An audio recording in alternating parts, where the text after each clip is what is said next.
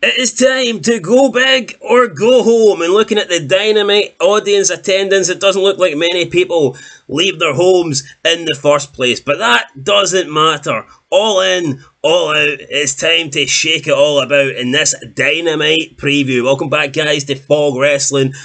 AEW All Out or All In was like a couple of weeks ago, not even 2 weeks ago. AEW All In is this Saturday. We've got 2 weeks between two pay-per-views. I don't really know what is happening, but what I do know is if this Jon Moxley stuff doesn't lead to Shane McMahon, my interest in the show will be all out. I'll be done. I'll be finished. So let's talk about that. It's probably important to start off with Jon Moxley, but just before we do, I don't understand the point of having two pay-per-views within the space of 2 weeks. I really don't. Like I said, you had All In London. Now we're having All Out on Saturday. You've got 2 weeks between shows and there's like no sign of what is happening on All Out. I couldn't name you one match. I believe Daniel Bryanson is taking on Jack Perry. I think that's been confirmed for All Out. But other than that, nothing.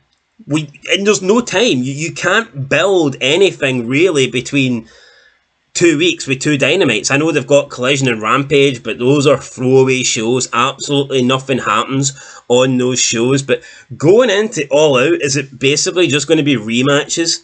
Is it going to be just the rematch from All In? So why Swerve Strickland not getting a championship rematch? Will Tony Storm get a championship rematch? We don't know. Will MJF get a championship rematch, or will he take on Danny Garcia? I don't think anything's been confirmed yet.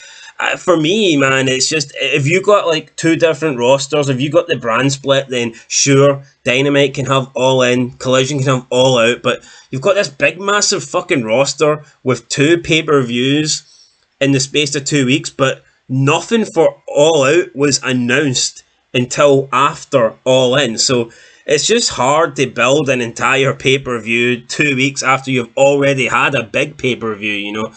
To me, that doesn't make a lot of sense, but whatever. Let's talk about it. By the way, Ricochet just feels like another guy. I mean, he's been there less than 2 weeks and he feels like a jabroni. Not that I'm surprised, because it is Ricochet, but you know, he seemed to think he would come to AEW and change the game and be a game changer, but all he found out was he's just another one of AEW's many channel changers. So, yeah, we'll see if Ricochet's on the show tonight. But Jon Moxley, so he's got a new presentation. Last week, he didn't have the Wild Thing music. He came out, told Tony Schiavone, this is not your company anymore. We then seen him speaking with Marina Shafir. Apparently, Moxley wants to speak with Darby Allin. A lot of people think this is Shane McMahon coming in, but I'm not convinced. What's Marina Shafir and Darby Allin got to do with Shane McMahon? If Shane McMahon was coming in, why would Moxley be trying to recruit these guys? Yes, you could argue Shane would be building his own team or whatever, but are we supposed to get excited about Marina Shafir? Does Darby Allin seem like the kind of guy that plays on a team? No, he seems loyal to AEW. He seems loyal to Tony Khan. He's like this loner guy. Yes, he was with Sting, but other than that, he's not going to be like one of the main leaders of a faction. It's just not interesting. Jon Moxley and fucking Darby Allin teaming up with Shane McMahon. I mean, who wants to see that? But apparently Moxley's going to call out Darby Allin tonight. Will we get any answers? Like, I don't know. I would like to see Shane in AEW. I think it would be groundbreaking to see a McMahon in All Elite Wrestling. But if this doesn't lead to Shane, could you imagine this leads to just like Moxley bringing in a couple of guys from Japan? Like, that will be the final nail in the coffin. How anticlimactic would that be? We think we're getting this big Shane McMahon takeover and we get a couple of bums that can't speak English. That would fucking suck. So hopefully we do get Shane. Well, I guess we'll find out a little bit more tonight, but honestly, man, I think getting Shane McMahon would be too good, and I just can't imagine AEW giving us something that good. You know, this is a company that sucks, and I just I don't see it, man. I don't see it. I hope we see it. I hope we see Shane, but no, I'm not convinced. Right, tonight, let's look at the matches. We've got AEW Women's Champion Mariah May defending the belt against Nyla Rose. For some reason, every time somebody wins the belt, Nyla Rose gets a title shot. I don't know, maybe because she's the man of the division. she gets to welcome them to the, I don't know, the championship tier or whatever. But tonight has been billed as Beauty versus Beast, and Nyla Rose is definitely a beast, and Mariah May is definitely Beauty. Of course, Nyla is not going to win. It's going to be a victory for Mariah May. We'll see if somebody shows up to confront the champ, but like, what can they do? How can they get from this match to a championship match at All Out? That, of course, is if Mariah May is defending her belt, but it just doesn't really make a lot of sense to me, but we'll see. I don't know why this match is happening. Why not do a number one contender match for the Women's Championship?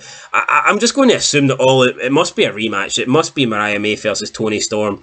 That's what makes sense. We also have an AEW Continental Championship match. Okada taking on Kyle Fletcher. Kyle Fletcher defeated Tomohiro Ishii over the weekend, and he dropped them on his head as well. So, classic AEW, where the best wrestle, where the safe wrestlers wrestle, where the safe wrestlers just drop people on their heads. So maybe that's another move that needs banned. But Okada taking on Fletcher tonight for the Continental belt. Do I care? I mean, honestly, I don't. And then we have the AEW World Trios Champions, Claudio, Wheeler Yuta, and Pac teaming up in a non-title match to take on Orange Cassidy, Kyle O'Reilly, and Will Ospreay. I mean, it's a non-title match. Pretty much tells me that the non-champs are going to win. But it's a weird match as well. People are saying they like how AEW blurs the lines between faces and heels. No, they don't. There is no faces and heels. It's a shit company. It's not like they have, tweeners and all this. That they just don't do it.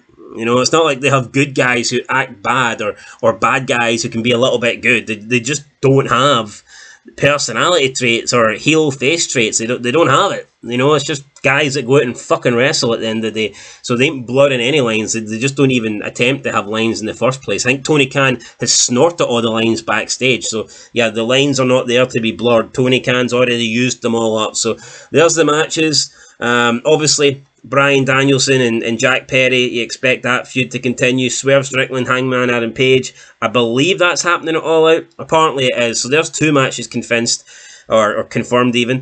TBS champion Mercedes Moné and Shida is apparently also happening at All Out. We haven't seen anything though. We haven't seen nothing from Shida and Mercedes Moné. So how are they promoting the match? I don't really understand it, but I mean, whatever. We'll see tonight, I guess. Ricochet, what's next? Last week he won on Dynamite. Will he be fighting tonight? Who knows? Honestly, who cares? The grizzled young veterans are going to be in action tonight, apparently. But do we care about that? No, we don't. Danny Garcia is trying to ruin MJF's life. Well, every time Garcia's on my TV screen, he ruins my life. But apparently that could be a match happening at All Out. And while we're here for Jericho, maybe will Jamie Hayter be back tonight on the show? Maybe. Will we get an appearance for Ricky Starks? Absolute no chance for some reason. Ricky Starks blacklisted by the company. Don't know why. One of the more talented guys on the show, but he can't get on the show, so that's his problem. Right, let's go over the matches then. Right, the World Trios Championship match. I'm going to go with the champions to lose. Since it's non-title, I'll go with Cassidy, O'Reilly, and Ospreay to pick up the win there. The Continental Championship match, I'm going to go with Okada to defeat Kyle Fletcher, because why not? It's a throwaway title match. It won't end by the title changing hands. It's just going to be a random defense for Okada. And then Mariah May will obviously defeat the native beast Nyla Rose in the Beauty versus the Beast match, because it would be one of the worst decisions, I think, in wrestling. I'm not going to say history, but I mean, it would just make zero sense for Mariah May to lose this. Especially losing to a man, it just wouldn't be right, losing her belt to some pretending chick with a dick, just, I don't know, would not work. Anyway, that's it guys, there's your AEW Dynamite preview, the go home show for All Out. Just feels weird saying that, considering we had a go home show for All In like 2 weeks ago.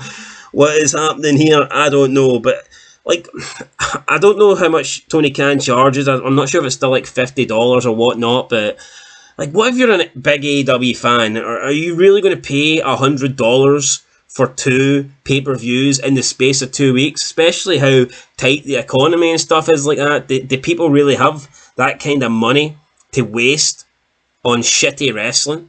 I mean, I know WWE It's not great. That's an understatement for sure. It's pretty damn shit, and people don't like when you say that because I guess to be a real wrestling fan, you need to pretend that AEW's garbage and WWE's great. I'm not going to pretend that. They're both shit. Just because AEW is shitter doesn't mean that WWE's good, okay? WWE's not been good in fucking years. But at least when you pay $9.99 and you get to watch everything, even though it's crap.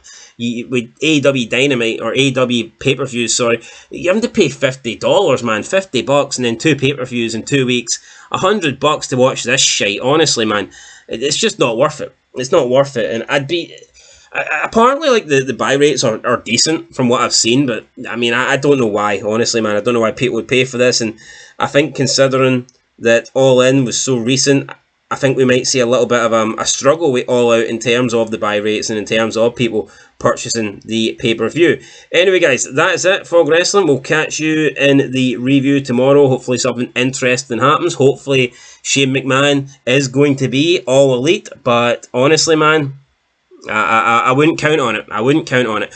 Anyway, catch you in the next one. Till then, peace.